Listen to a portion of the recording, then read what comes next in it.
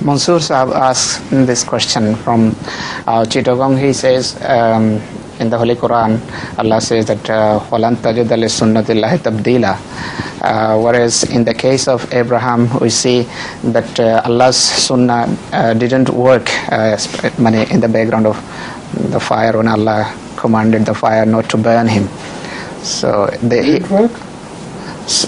What does it say? It didn't work? The fire, normally the sunnah is it burns.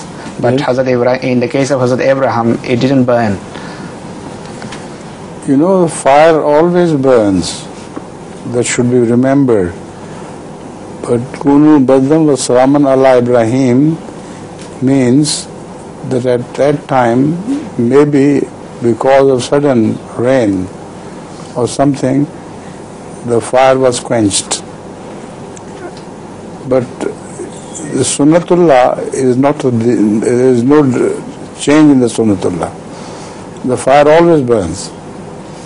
Like we have seen it in case of Hazrat Maulvi Rahmat Ali Sahib, that he was entrapped in a house which was in direct range of the fire which was raging and going rapidly fast advancing towards his house. And people shouted from below to ask Maulvi Rahmat Ali Sahib to come out. And he said no.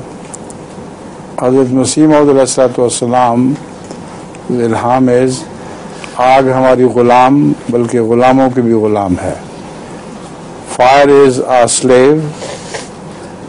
Not only this, but slave are our slaves. So he said, I am a slave of Hazrat Masih Maud Wassalam, the fire will not burn me. Now we understand how it happens. As the fire was touching his walls, suddenly a cloud burst into so heavy rain that the fire was quenched immediately and didn't hurt him.